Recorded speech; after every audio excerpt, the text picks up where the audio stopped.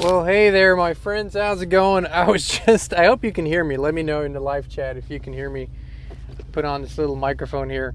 I was actually just on for our live show today. We were talking about Super Tuesday and the social media outages that were happening. Just waiting for confirmation that you can hear me here.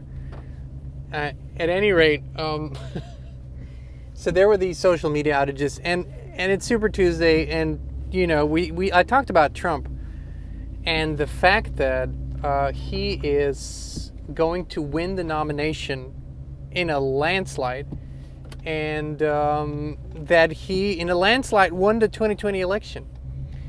And I said specifically, take off your I love Trump and take off your I hate Trump glasses and look at this as adults. This is not about whether you support the guy or not. He is wanted as president by a vast majority of Americans. It's not even funny. I've never seen anything like it. The parades, the boat parades, the stadiums filled, the speeches, it's unlike anything I've ever seen. And this has a huge effect on what is happening in this nation and how people are reacting to it, and how a certain group within the power structure of this cabal is reacting, and they're going nuts over it. They hate the fact that this is the way it is, and they hate Trump. And that's a fact too. And just because we're talking about these facts, and just because we're saying the guy is winning unlike anything has ever won before, that doesn't mean we're supporters. And I don't know how people can't understand it. Have you never watched a race, whether it was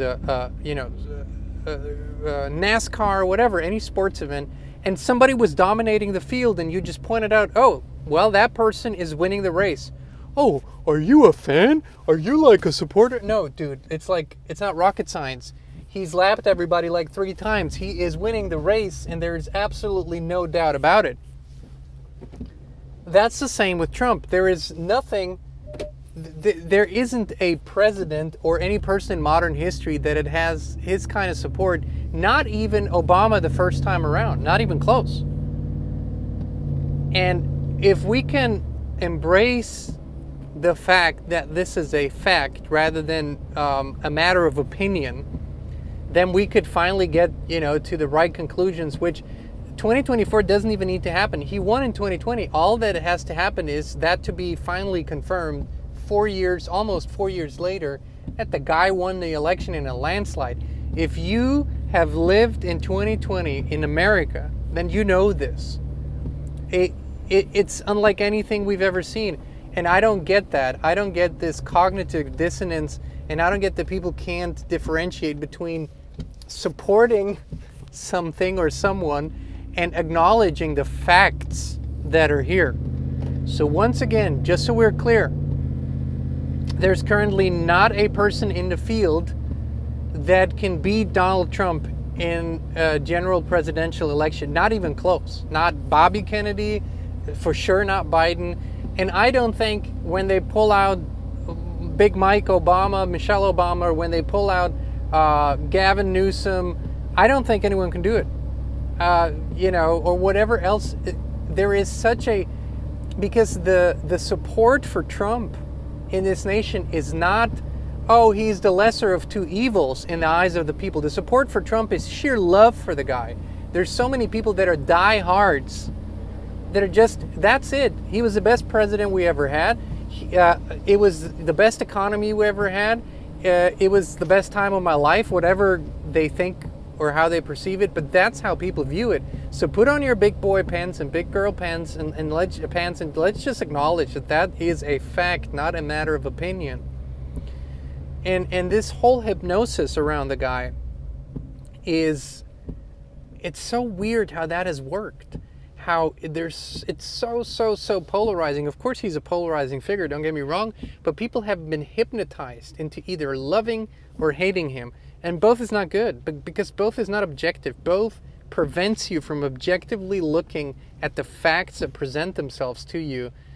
And it prevents you from objectively looking at what was done during the first term, who was in his cabinet, Who were his big donors? What has he done that he promised he would do? What didn't he do? Why didn't he do it? What was warp speed? How did that play out? Why did he still promote it years later? All of that.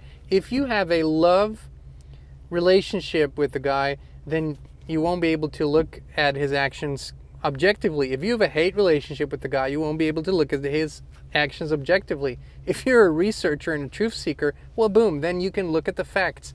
You can still say, well, there could be other reasons why this was done or that wasn't done. That's all good. But at least do that. Because this is what truth and freedom are all about, that we get to the core of things rather than that we fall into another religious-like, savior-like belief system. And no matter who gets in, a complete wild card, none of them are the savior, okay? None of them are the savior. If we can get that off the table, then we can just go on and do things the way they need to be done. And the way I see it, and whether I support that or not does not matter one bit. Donald Trump won the election in 2020. That's what all my in-depth research and going through data after data point after data point, which shows it clearly to me without the shadow of a doubt, with a huge margin, he won that election. And unless that is fixed, and of course a soft fix is that, of course, he wins 2024. That's just a soft fix. The right fix is that that gets overturned, if you will.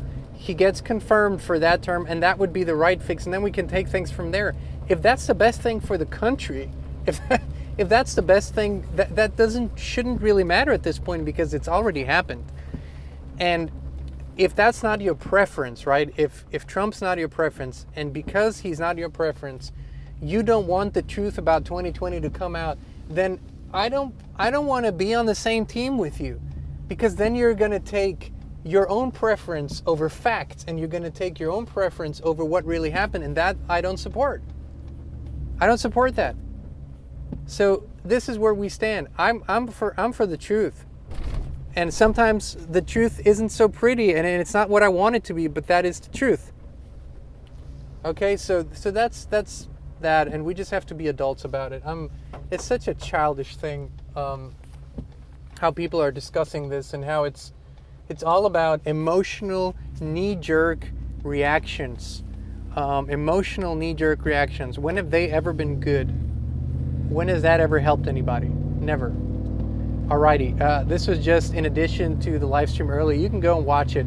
It's about Super Tuesday social media outages and what we envision will happen in the United States over the course of this year. I think there's a lot that will happen because of the Trump situation as a symptom of a much bigger movement. All right.